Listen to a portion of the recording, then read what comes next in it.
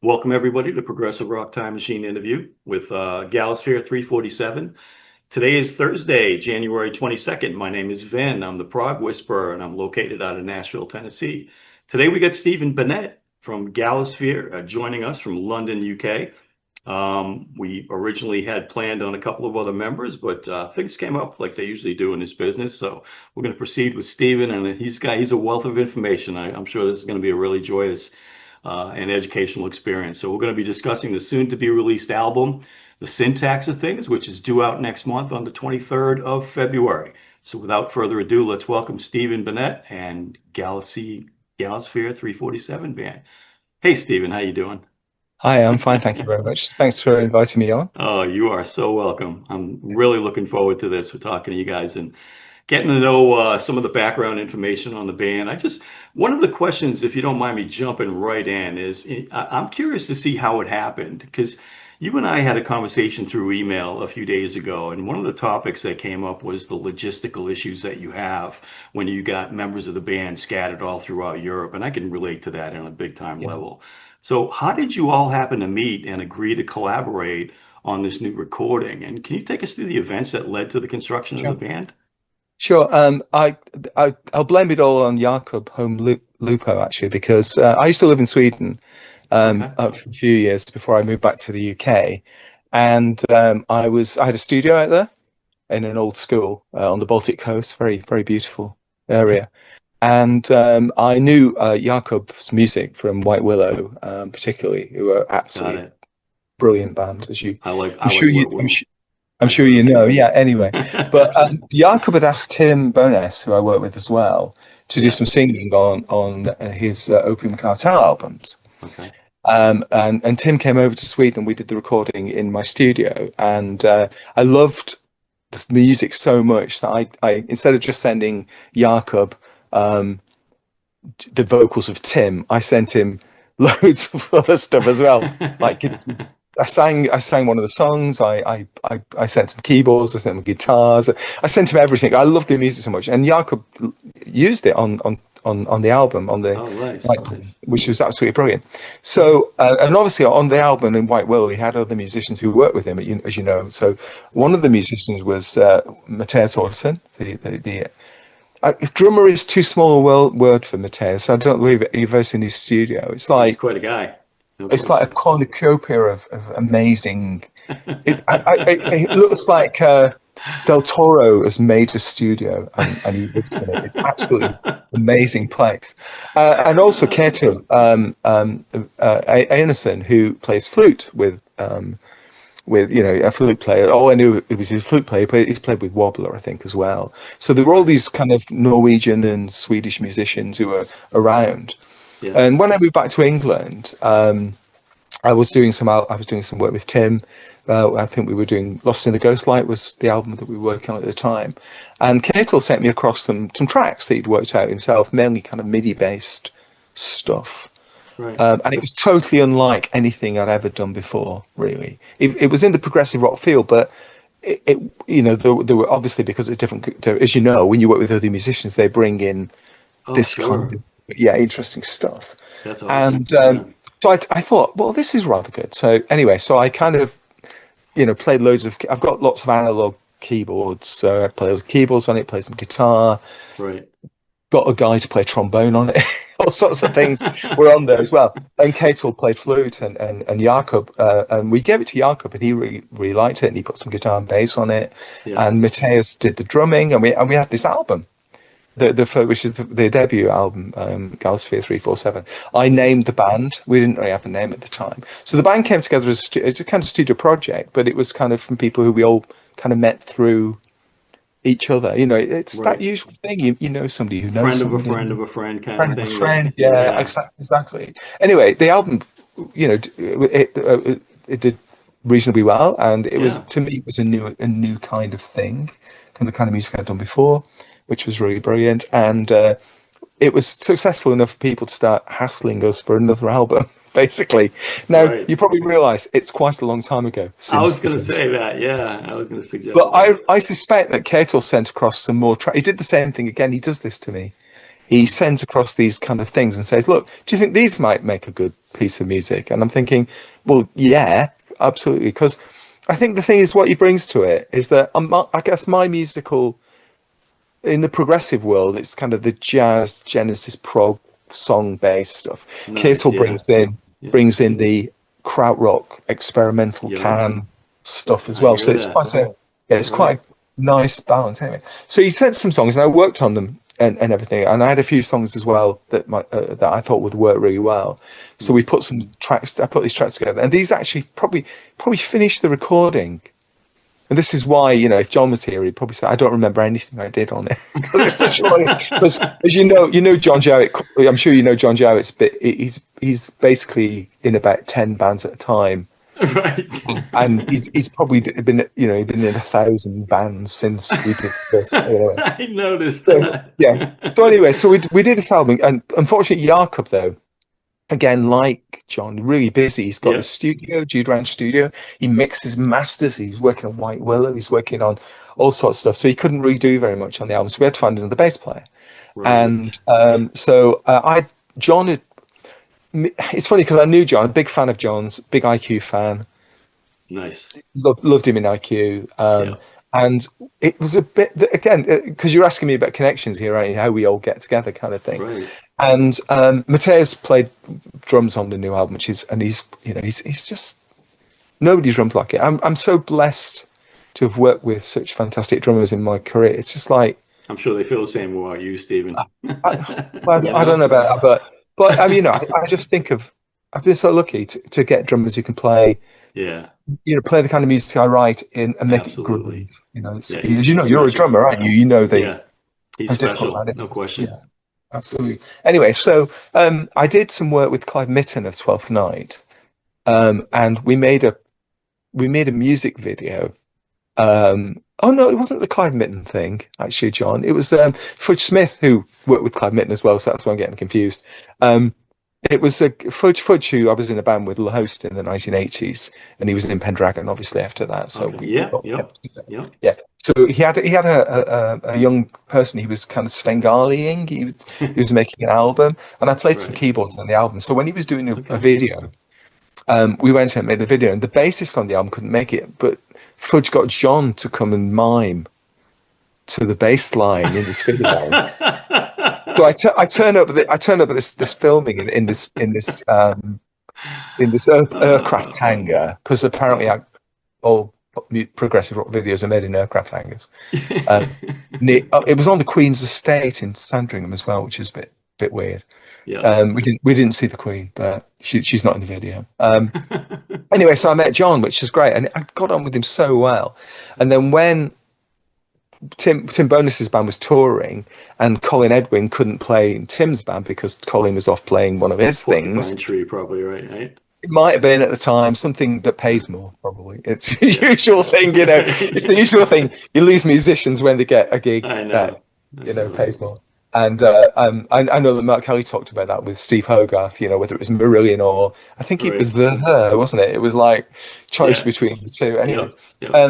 So anyway, so I met John, which is brilliant. So I said to Tim, "Look, John's a great bass player, and he's a lovely person. I wish he was here because you'd love him. He really, if you get a chance to interview him when he's in the Tangent now or somebody, so I'm sure you'll get a chance." Oh, I didn't know he was with the Tangent right now. Is that I think where he's at? well, that was this week's band. But the thing about him though, he gets in a band, he fits in perfectly. He plays fantastic. I noticed. He's very versatile. And he performs really well. He's a great musician. So John asked John to play on the album, and he did, which is really nice of him. The other bassist on the album, so Jakob plays bass. The other bassist on the album is a guy called Pete Smith, who was in a band in Norwich in the 80s when I was here in Subway. Is that band? Is that Subway? Yeah. Yeah. Who I'll send you a YouTube video. Oh, okay. And you'll listen to Subway and think, this is one of those bands that, how come they didn't make it? They're absolutely, they were playing in pubs in Norwich with a fantastic PA, great drum kit, drummer who's like Bill Bruford kind of level drumming, right. Taurus bass pedals.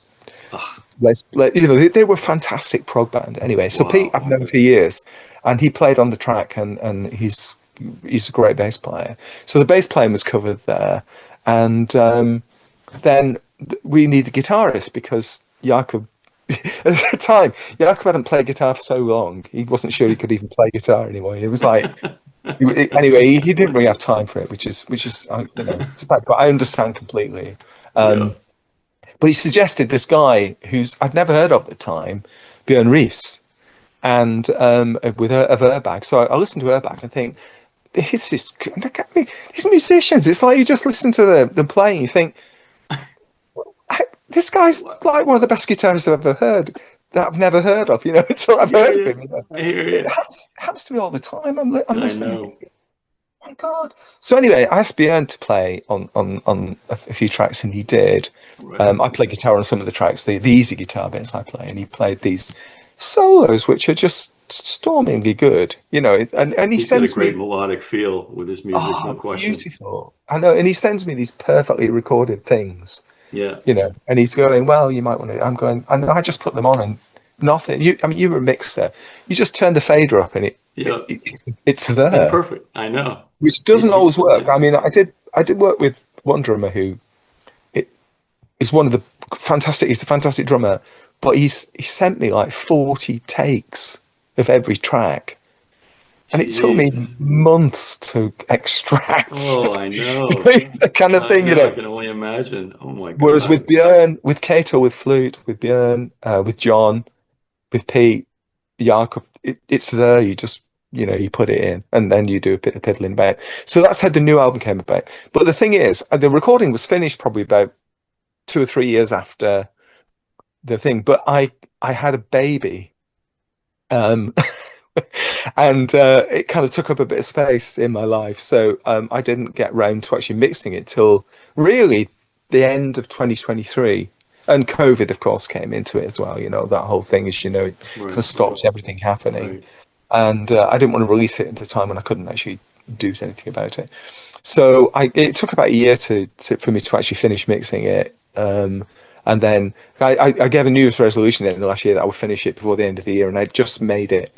I didn't get the physical product finished, but I actually got the mixes done. So that's basically where we are at the moment. That's amazing. And I guess the thing is, the musicians are doing other things and things like that at the moment. Of course.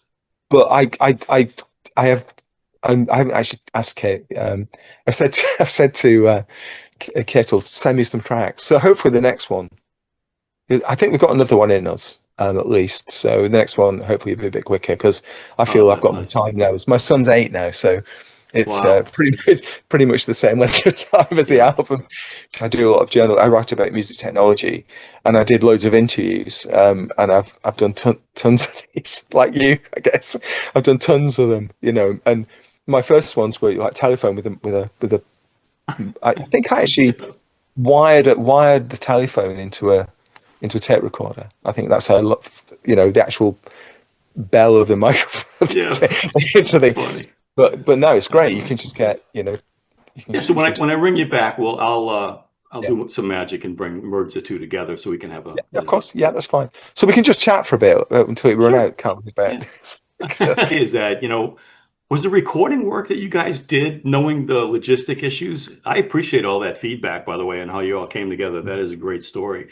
But was the recording work done centrally in a particular studio, or was it done remotely? Were you collaborating through the internet, for example? Or if it was remotely, how effective was that for you? It was all done remotely. That's what I thought. I guess the thing is, though, it's an astonishing thing, isn't it? Because you can, most people do this these days one way or another. Right. I do miss the going into the studio and playing together, but obviously it's. I mean, the plan to move when I moved to Sweden was to get, I had this huge studio. It was the top of a school, and was to get people over to come and play and spend, weeks recording, and it didn't kind of work out. Huh? But the thing is, I guess the thing is, though, every person who plays on the stuff that I do is a player. So, I'm not going to get quantized drums from Mateus. I'm not going to get quantized guitar or quantized. I get the performance of the musicians who are playing along with the music. So even though we're not in the same room, and to be honest, what's great about these people is I don't really say anything about it's just like I'll give John a song and he'll give me a bass part, and sometimes it'll be not what I expected, but it's always better than what I expected. Okay. I play bass, but I'm not a bass Right. player. Person who Right. plays bass, you know what I mean? So I mean, I can play everything, but I did one album where I did everything, and it nearly killed me. I just hated it so much. The whole Oh yeah. process, of I, not I knowing. actually I actually Yeah, did the same thing years and yet we're talking like almost 20 years ago now. I did an yeah, album with everything was myself. yeah. Multiple layered vocals, multiple track vocals, Mm. bass guitar, keyboards, different types of guitars, and the drum kits that we used. I used at the time was both electronic and acoustic at the time. So, and it was at the beginning of electronic, so it was pretty horrible back then when it first started coming out. Yeah. But yeah, and I listen to it now and I'm thinking it's totally dated. I can't even listen to this Yeah. anymore because the technology's dated. We'd have to redo it all over again. So, Actually, I've but got an interesting story about dating. Actually, I went to see Solstice and Trilogy. I don't know whether you know the bands. oh yeah, Yeah, obviously they're from the same period of time. This kind of 80s marquee gig thing where we used yeah, to play as well. yeah. And there was an album produced at the time by EMI called Fire and Harmony that they were on, and Okay, we were on as well. The hosts were on as well. And all the bands on Fire and Harmony sounded like 70s prog bands or rock bands. wow, We, being technology people like you, we had Simmons drums on our track, and we had a drum machine, and we had, we were doing prog, but we were doing kind of it bitesy kind of. It right, bites were in the same kind of feel. Anyway, right, right. so when I went to see Trilogy and Solstice, they sound contemporary now because, they're real musicians playing real stuff. Yeah, Our stuff, if I listen to that record, sounds so dated because we were using the technology of the time. We were futuristic then in the 80s, like yep, you were yep, saying, yeah. I noticed. but guitars, keyboards, drums, bass, vocals, brass. Well, it stands the test of time, doesn't it? In lots of ways, It does. You're right. The Um, music itself, in my opinion, Stephen, the music yeah. holds the date, but the technology in which it was recorded Mm, sometimes mm, it mm, just sounds a little outdated. It sounds a little yeah. prehistoric. You didn't have the effect capability that you have today. You didn't have Yeah. the device capabilities of expansion and control for compression and, Mm, all the different things that you want to do on a mix down. You didn't have that back then. It was a no. lot different back then. So it was a But challenge. We I are, guess go you're ahead. like me. I assume though. So through the 70s and 80s, every year there was a new technology that Yeah, pushed music on. I mean, I used to that's love it. right. Like there'd be a new Peter Gabriel album, and it would have a new Oh, instrument on it, yeah. or there'd be a new Genesis album, new keyboard. I used to love all that, and that's kind of stopped Yeah. now in a way because of Yeah. where we are. But I think the kind of music that we love, I think, will always be made because we like people as well, don't we? It's not just the music, is it? It's the people who make the music, which is why you Yeah. do what you do, isn't it? Yeah. It Because is. you want to get behind. It's the passion behind the sound and how it originates from the heart of the individual rather than the technology. So, Yeah, no, I completely agree. I mean, I bought my son a Stratocaster. He's learning the guitar, and I bought him nice. a Stratocaster last year. He's going into a world of AI music and everything like that. But Yeah. he's going to be playing his guitar, and he's going to be making a hell of a row with it. And something Yeah. you can't do with AI is get in a room with loads of friends, you pointed out, and make a row. And I think you've pretty much almost came close to finishing your point on how effective you thought that process was. Did you want to elaborate on that anymore, or do you feel like you've completed your point? No, I think I've done it quite a lot now. I mean, we do it on the Tim Bonus albums. We did it on. In fact, I'm working on something at the moment, and somebody. But this is what happens now, isn't it? People send you stuff to play on, and Yep. it makes music. Most Yeah. of us have decent recording gear, Yeah. in our homes, or we have access to these kind of things. It's a very different world, isn't it? In that kind of sense. What But do you what do sorry. you use for collaborative software? How are you interacting? We mostly I get just multi-tracks from people. I use Logic Pro. I always have. I Okay. used to write. Okay. I used when you remember when people used to buy books on how to do stuff. Yeah. I used to write books about Logic Pro, so I've Oh, used great. Logic for a long time, and I write to Sound on Sound about Logic as well. So I'm a Okay. Logic person, but it doesn't really matter anymore because people just send me WAVs or I gotcha. I yeah. gotcha. I So mean, Kate. you're not I'm sorry to interrupt your train of thought there, but No, no, it's fine. No, please do. Please do. No, please do. you're not interacting and worrying about synchronicity with the tunes. It You're works actually just fine. receiving something, working on it, and sending it back. That's Yeah, and kind of but what we've sometimes, been doing too. So yeah, I mean, it's the way it works, isn't it? I mean, Kettle, yeah, because he's effectively the co-composer. He will send right, me this, sort of huge kind of file full of brilliant ideas that I can then arrange sometimes into a structure. right, right. So in some respects, it's really great. He does the kind of like I don't know whether you're like me, but I'm not very good at, even though I improvise, I'm not very good at, with my own stuff anyway, of actually letting things flow out. I'm kind of jealous of people who can just let things happen. Yeah, I was yeah. watching a video of gong recording in France, Oh, geez, yeah, yeah. and they were just like playing. It was like, it's brilliant, and I do like that. But I like to write specific things. Whereas Cato, I think, throws things together, Yeah, and it comes out completely. But I love that kind of disparity and trying to. It's like chaos that you have to bring in to kind of focus in a way. well, Having said that, some of the, I don't know if you've heard the band I'm in with Tim called Henry Fool, I but Henry, love Henry Fool. yeah, I've heard of the band as well. Yeah, very thank you. familiar with So, them. so that's kind of, obviously that's more jazzy, Right, improvised right, right. kind of stuff. So, Yeah. like you probably, I have different kinds of music that I'll play and love. I don't have Yeah. one style. It must be strange having one style. Some people do, don't they? They just Yeah, I have can like, never well, understand that. Just give me a four play the four and same. I'm good. Yeah, it's weird, isn't it?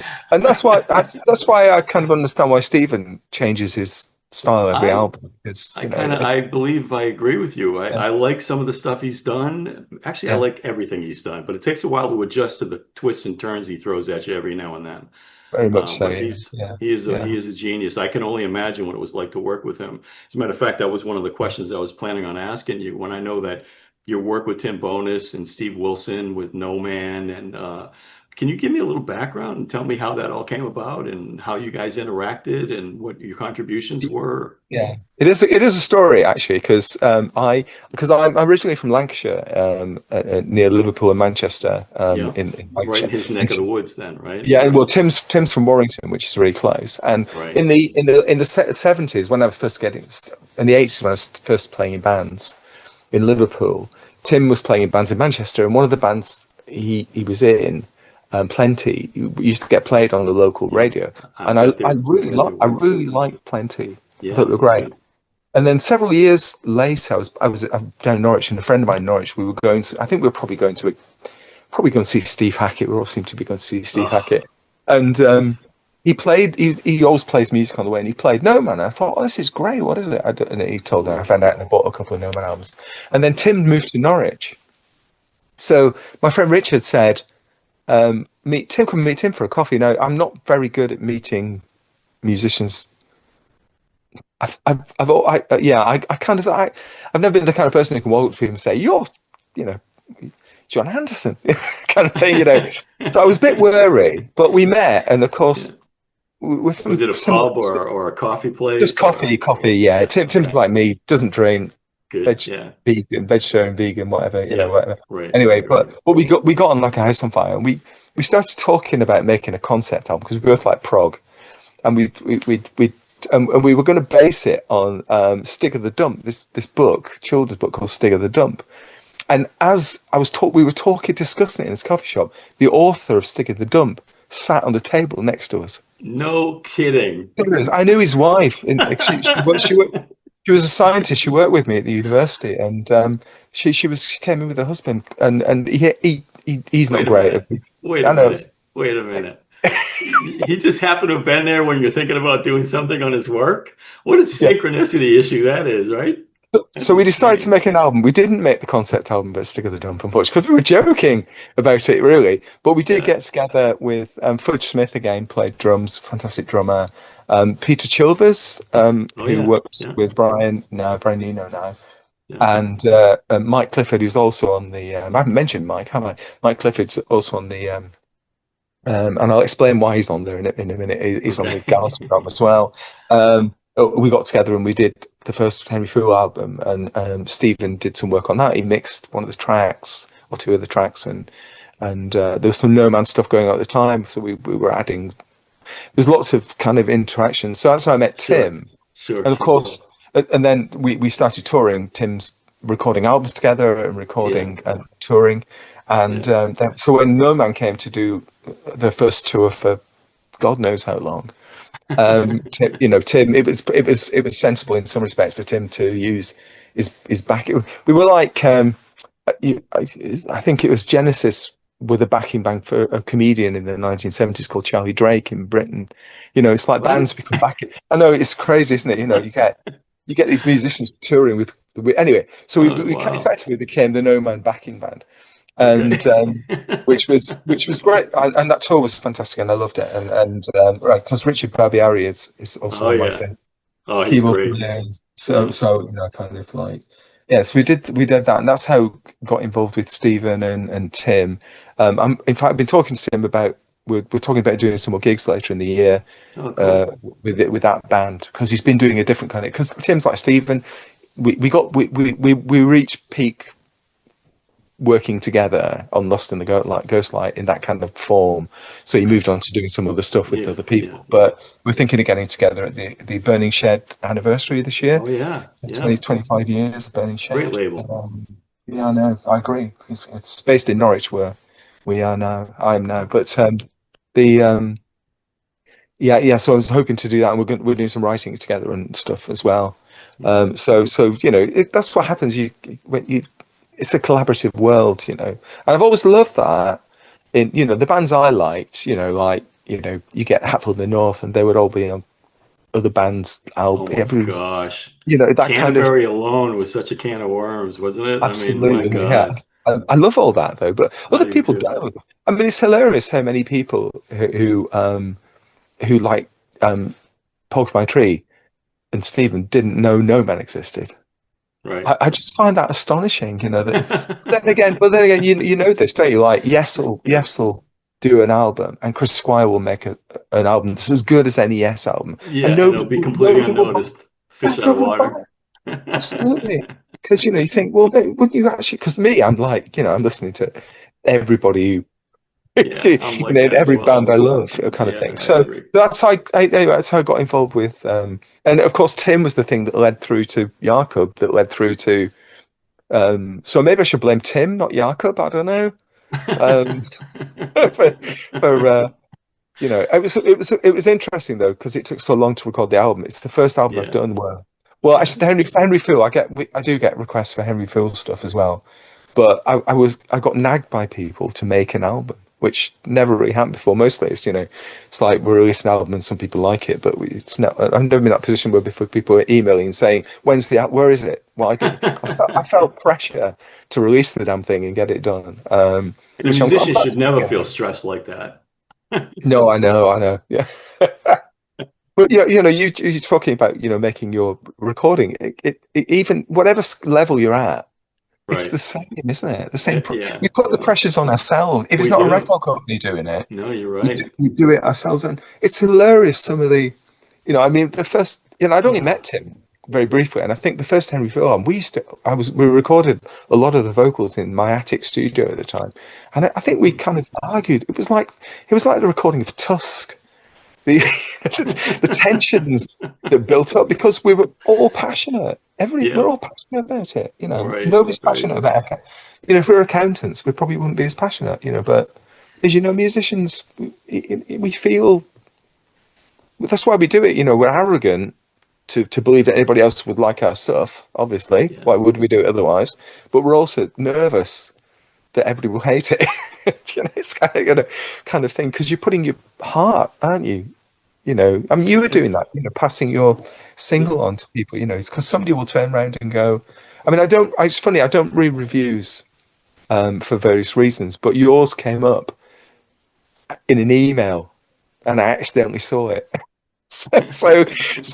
Which cheered me up enormously for the day, I have to say. I was really pleased to see that. Oh, But, thank you. Yeah, that was a because, pleasure to because write. It you, was right from the heart. So, well, I like the detail. I mean, it's hilarious because the reviews that we used to get, and actually reading the book that Andrew Wild's written about the Marquee years, and I read another book about electronic music. All the big bands like Human League and bands like that, and the press killed them all the time because the press, the professional press, they were more interested in you thinking they were great Right. wits, yeah, that kind of thing. Yeah. Whereas reviews, I've found reviews like yours actually listens to the music and actually analyzes the music without your personality coming through, and you're not trying to be clever, either. You're just doing it. I remember we recorded a single at the Enid studio. Mm-hmm. The Enid, I'm sure. Mm-hmm. And it was a double A side, and we made the mistake of not making an A side and a B side. This was when people made vinyl singles, I and the A remember side those was a days. track called "Just Breaking Away," which was a decent rock prog pop song, Okay. pretty good. The other side was a drum machine led ballad based on all the movies I love, basically, called The Big Huh. Sleep, but named after the film The Big Sleep. Yeah. And unfortunately, it got reviewed by Kerrang. All right. Oh. Now, I think they might have liked the A side, but they played the ballad, and Oh. the review said enough Yeah. said. That was the only thing the review said. Enough Just enough said. said. That was Of the course. entire review. Excuse Yeah. me a second. My son has just popped Oh, in. sure. Yeah, no problem. Do you want to say hello to Vin? He's in Tennessee, in America. Hi Yeah. there. Is this the first American you've met? Okay. Yeah. Wow. I'm the Americans. first American? Absolutely. Yeah. You've got a lot to hold I on. feel special. Yeah, good. So you should. So you should. Hey, go on. I'm busy. I'm working. You've got to go to bed. Yeah. Come on, Dexter, Sorry, please. I'll give them back to you in a few minutes, okay? You will. Yeah. Come on. I'll come and grab you in a bit. Out you go. Go on. Bye. Say goodbye. Bye. That's No, sweet. he's just come back So, from. He's just come back from Cubs. uh, that's awesome. Hey, so let's jump on the I album a little bit. apologize for that. Sorry. Let's jump Go on on. the album a little bit, Steven. Let's talk about some of the stuff that you've done there. I was gonna bust you a little bit about the time between the two albums, but we've already Yeah. briefly touched on that. I understand some of that. Fine. What was before we get into the details of the album itself, and to Yeah. avoid running out of time once again, Sure. Sure. we probably want to know more about what was behind the gap itself. Were you taking a break physically or mentally, or were you just trying to save up some stuff that you thought was worthwhile, or what was the motivation? Well, as I say, I think the recordings were all done pretty much 2 or 3 years after, Yeah, the after your initial debut. contact from Yeah, so that was 2019, and then we just 2018, I think. Yeah, 2018 to 2019. yeah, Yeah, I mean, I yeah, was very busy. I just the music department closed at the university, so I was teaching media. I was made tenure lectureship, full academic, doing writing papers and doing the sure, academics work, sure. research and stuff like Yeah. that. So you had other things going And on then. yeah, and then COVID hit, and obviously Oh God, I had Dexter, and I'm full time dad because my partner she I works, got so I it. look after her, I yeah. got it. So that Yeah, took over, and it's amazing that even though you might have, so basically, you're really busy, and also I have to say I wrote an entire another album, recorded another album in the same period when I was supposed to be working on this one, which is I think quite typical of certain kinds of mentality where you end up, yeah. I started writing a book and then I started writing another one. Does that make sense? Before you finish the first one, I've been there. Yeah, Yeah, yep, yeah. yep. So the other album, I actually finished the other album will be out later in the year. I think it's not a Galasphere album; it's a completely different kind of music. But yeah, I worked on that as well. John plays on that as well, and Oh, most of nice. but and some of the people. But yeah, so it took a long time, and I got to that point as well where I thought I really got to finish it. I've really got to do it because otherwise it will sit on here, and why have we done it? Cato Right. doesn't hassle me, which is really bad. He should do.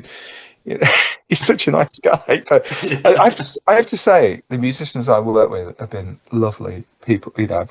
You've been Since lucky. I mean, I very that's much, yeah. so, as you said earlier, I want to allude back to what you'd mentioned earlier, and that is that the class of people that you work with is what makes you, right?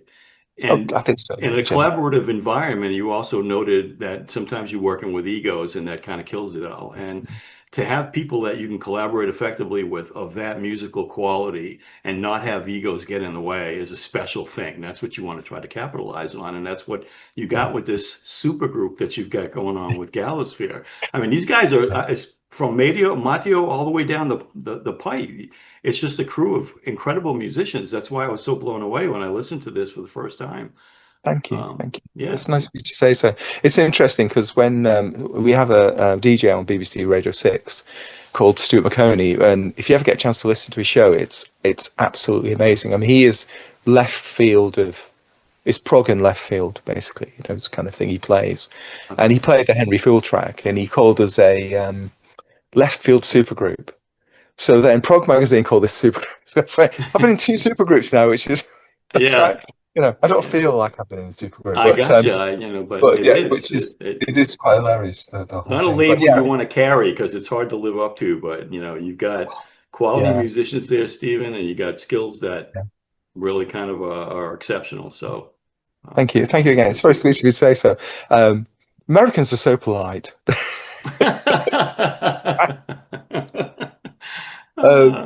which is nice. But yeah, it's kind of not so, all yeah. of us. Well, the ones I know. Funnily enough, I've got lots of American friends. Uh-huh. Obviously, working at the university, lots of visitors.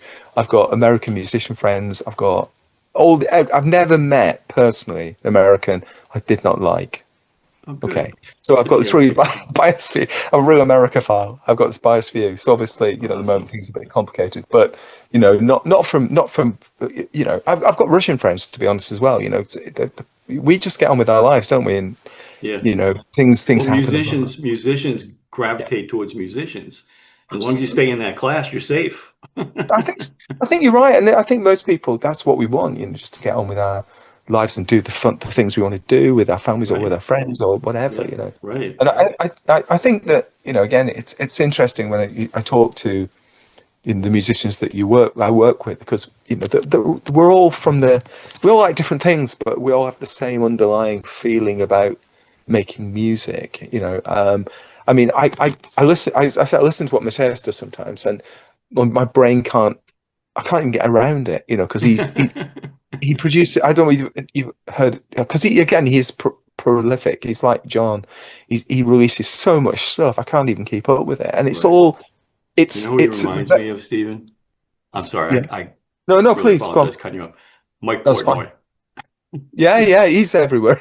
You know, which John, what's his name? Life science guy. Oh, John. I was just looking at him. John Young. Yeah, John Young. He's another one, isn't he? Yeah. John is everyone as well. Yeah, he's everywhere. People just step like that into other. It's fantastic. Yeah. I love to be able to do that. I can't really do that. But I do love working with people I've never worked with before, but it tends. I say we all come from the same background in the sense that we want to do something that's slightly.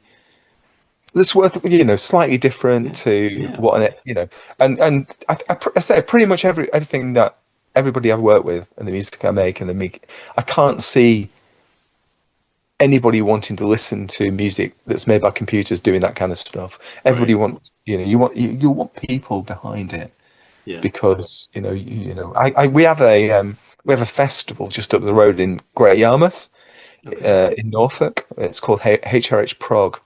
And every year they put on, you know, prog bands, and a couple of years ago I saw Focus, Caravan Run last year, John Hackett Band. I met Pi Hastings, which was like, oh my God, Caravan! I know, it's awesome guy. I love Pi Hastings. But lovely man, you know, it's kind of thing. Arthur Brown was there he wasn't on fire though. EBB have played there. You know, but you know, but the thing is, and the young bands, well, I really like Zop. I don't know if you've heard them. They're a Canterbury flavoured band, they're absolutely fantastic. And so a lot of young bands as well as older, you know, more.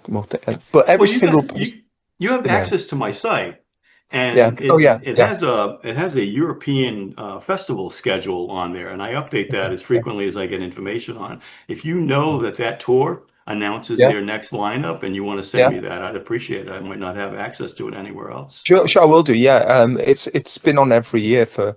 It's a strange place. That it's in a holiday camp, a British holiday camp. Have you been to the UK? No, I have not. Okay, well, if you can imagine everything in the US shrunk down. so like, well, you know, if say you go to a cabin, right, on the, you know, in the country, your cabin is probably like Buckingham Palace. Whereas in England, it'd be like a toilet, a lavatory, a tiny Okay. place. So this is like caravans on the coast in one of the poorest parts of of England. It's absolutely Yep. hilarious. Yep. But the sound is good because it's a holiday camp, so they've always had music playing there. Right. But yeah, they I think Tangerine Dream play. Lots of bands play there, but let's say some new ones as well. But every single person who's there loves playing the music, Oh, and that's every person awesome. who's in the audience, and it's always packed, loves listening to people play the music. And Yeah, it's it's a like perfect match. absolutely, and That's I think beautiful. that I just hope my son Dexter can experience that in the future, and I think he will because. I remember when drum machines came out and sequencers, people said, "Oh, your guitar bands are dead," you know, and like the small guitar bands, then I know, yeah. Just kids gives them play more room guitar. to Yeah, play I mean, on. Yeah. absolutely. They want to make a noise, You don't know they? what's Anyway, sorry, you know I'm what whittering. scares me is AI. Yeah, I don't want to get into that conversation, but AI and the possibilities that could really kind of wreck music for a lot of people because they could be deceived into listening to crap that's, mechanized like that. I think it's the deception. The thing is because nobody would buy an AI track, but of course streamers get paid for streaming. Right. So Yeah. there are already streamers who are creating AI tracks and then streaming them, and then bots are listening to them, and then they're paying themselves rather than paying the musicians. So Yeah. there's a lot of corruption going on. So Yeah. but let's face it, most of us are not making much money out of music anyway. So that's not that's not going to put us up. But I Yeah. think, and because you imagine if it turned out that we talked about Taylor Swift, it turns out that she was not real in the sense that she was a fake in some Yeah. way. Yeah. There would be riots on the streets. No So kidding, right? so I think the thing is that nobody will want to listen to AMI music. I can see it being used a lot, but nobody want to listen to it really in the way we listen to Of the course. music we Yeah. love. Right, right. Nobody's going to play an AI song at a wedding. Nobody's going to play one at a funeral. It's not going to happen. But if people start pretending, you're absolutely right. I think the authenticity is important because people, want to know the people behind the music. That's Yes. why we have Yes. musical biographies, and that's why, I mean, it's interesting. I've only really started reading musical biographies recently because the people I love have started writing them because they're getting to that age. I read Bill McCormick's biography. Yeah. He was in Matching Mole and Platinum Bands, and it's raw. He talks about Robert Wyatt. I read that Oh, one. what a I read, genius. yeah, Jeez. I read the Marcus Adair's Robert Wyatt biography at the same Yeah. time, Yeah. and they have different aspects of Wyatt leaving Soft Machine, and McCormick he was there, and he tells it at what really happened, and I was in tears. I don't really cry very often reading a book, but I was in tears for Robert Wyatt at the time because the way he was Wow. treated by the band, Oh, it was yeah. because people don't really say it at the time. You say, "Oh yeah, yeah, okay." Marillion fired me, but I don't really mind. But Mick Pointer really did mind, obviously. Yeah, no question, Um, right? He left at yeah. an opportune time for the rest of the band to take off from there, so Oh goodness that's me, yeah. horrible. Well, it's interesting because at the time, Mick's girlfriend did my band's kind of PR, Uh-huh. so we knew what was happening at the time. But I know Oh, wow. Mark Kelly's written about it. Yeah. At the time. But anyway, I'm wittering on it. So, That's okay. That's let's okay. talk about music. Hey, so going back to your album again, one of the things I was curious about, and I think your readers and listeners will want to hear a little bit about as well, is the mythological naming factors of your songs. Oh, What right. was Yeah, that generated from? What's the meaning behind that? And the references of the individual mythological figures that you have on each yeah. track don't seem to tie to the track. I was trying to understand what's behind this. Well, it's interesting because it stemmed from Persephone, the song Persephone. Yeah. Um, and the reason that I don't often write songs from my. I tend to write stories rather than songs from my personal. I'm the kind of person who writes "My baby left me," or Yeah. I'm not writing. I remember once having a nightmare that I was dating Alanis Morissette and we broke up, and the next album was about me. That kind of thing. I don't do that. I don't do that kind of thing. Um, So that Persephone was quite a personal song, and Of the course. name. If we'd have had a daughter, I think I would have called her Persephone. Yeah, it's a great name. Yeah. And I thought, and I thought, well, actually, I love the name, but and so I started reading a book about Greek mythology, basically, Right, right, the right. whole thing, and I loved the names. And then, so what I thought, wait a minute, I'm gonna see within the characters and if there's anything that fits to these songs. And the Yeah. thing is, in my head, all right, there are things that fit in those songs. Now, I can't always remember what they are now because I did name these songs quite a while ago. But Yeah. I like the idea that the because you probably can tell the songs are story songs Hmm. in many respects. I mean, the first album was actually an extension of a track that I had with La House called "In the Cold Heat," which was about we did a lot in the 80s. Went to nightclubs after gigs, that kind of thing, and I was fascinated by nightclub culture for several reasons. One, I don't drink alcohol, and secondly, I don't take drugs. So I'm in this environment. I also had a girlfriend.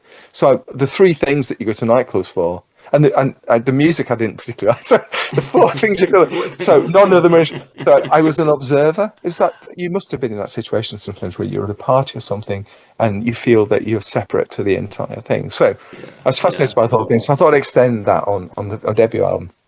But this album, though, I thought individual songs, but I was telling stories, and I wanted to say, generally, the overall thing was about nostalgia, basically. I'm quite fascinated by that as well. Maybe it's because I'm getting older, but there's a melancholy beauty about the past, isn't there? And Yeah, everybody absolutely. feels it in a way. Yes, yes, yes, So yes. fundamentally, with the Greek thing, I just basically tried, and it kind of one of those things that I'm sure a review somewhere will work it out because people do, don't they? Kind of thing.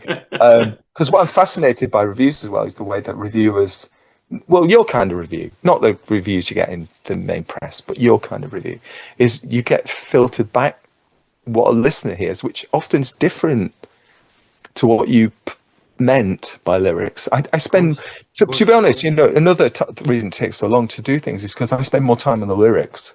The music is really quick, to be honest. Right. The writing is quick, the playing is slower, the mixing is slower, and the words are really slow.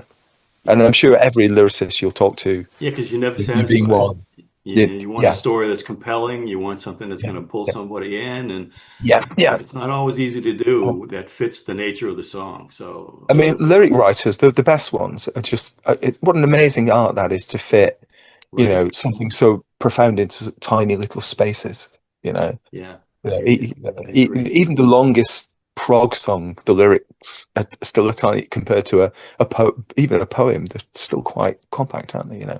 So yeah, so lyrics. So yeah, so it's a bit of a kind of I don't know. In some respects, I guess I left it there because somebody might say, "Why did you put that in?" Because so it's a conversational piece in a way. But I Right. also felt there were things about the characters. If you look at them, they're all Greek gods basically, or Yeah. Yeah. sort of whatever.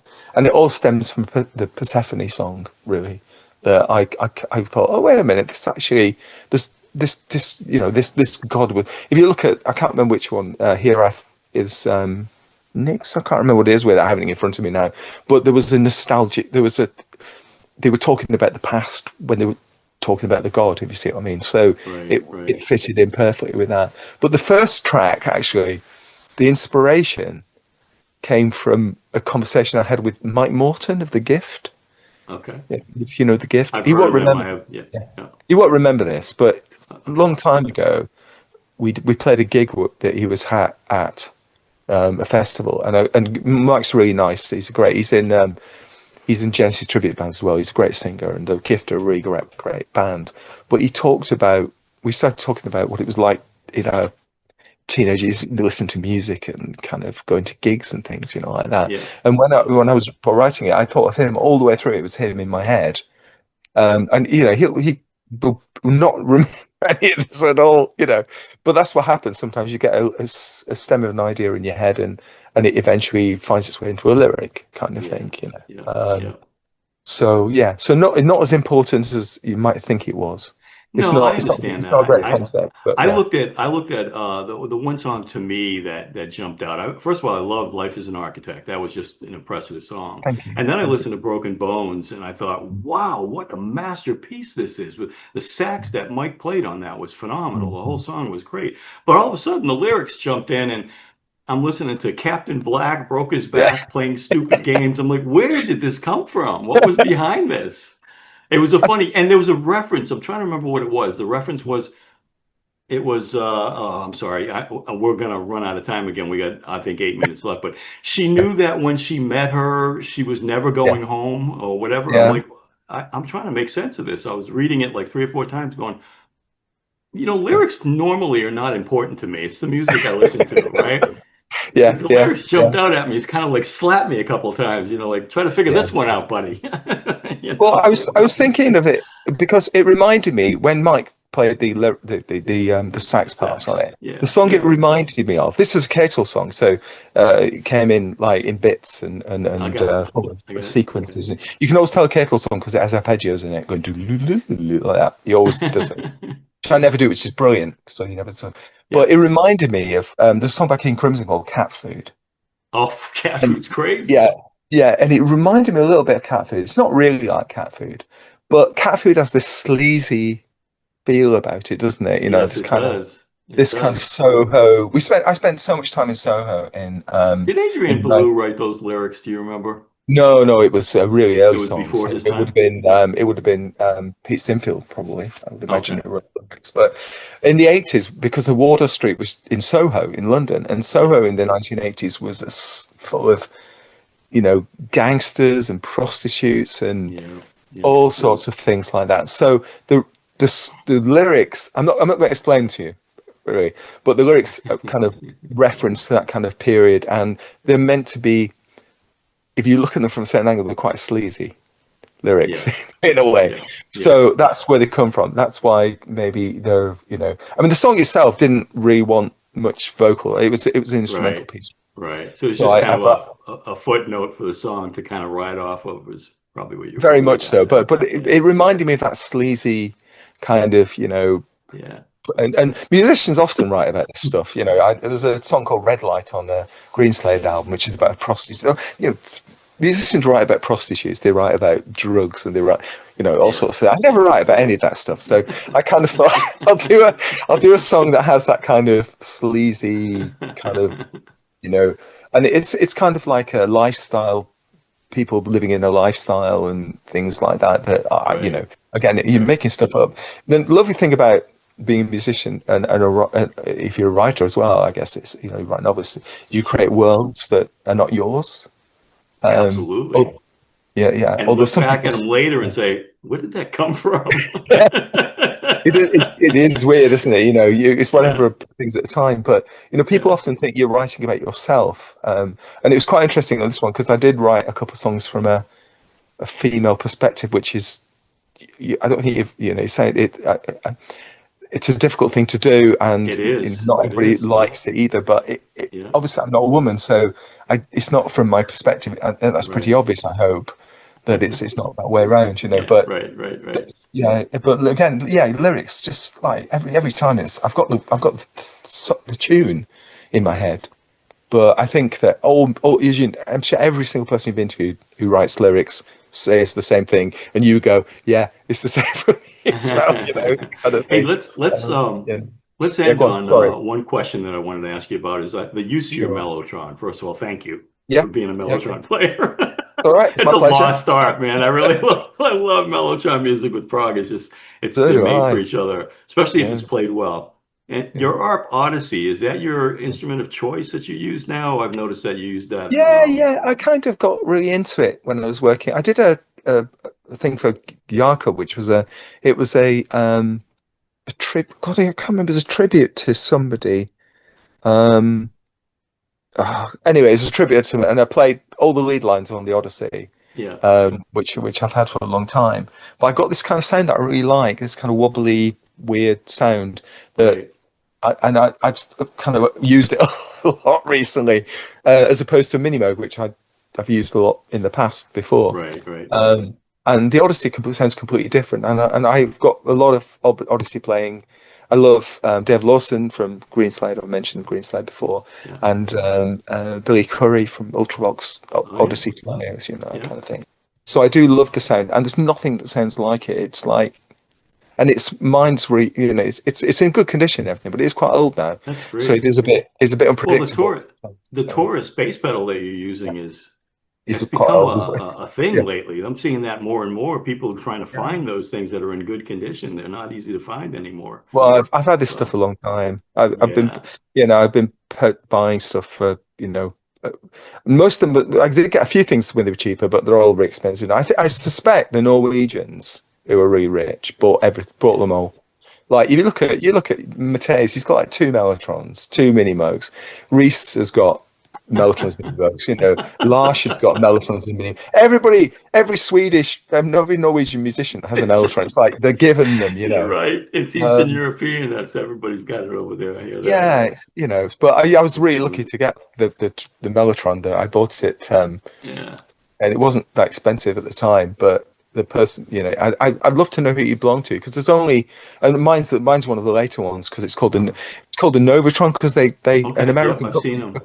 Yeah, an American company bought the rights to the name That's Mellotron, right. so the street you could use it. So they stuck a label on top with Novatron, and if you unscrew it says Mellotron underneath. I got an article on my page. I really want you to explore that when you get a chance. And I'm trying to be conscientious of the time clock here, but I wrote an article that talks about the artists that really kind of expanded keyboard usage, all the keyboards they use and what they use them for. Try to find that on my site. It's a great article to get into if you could find that.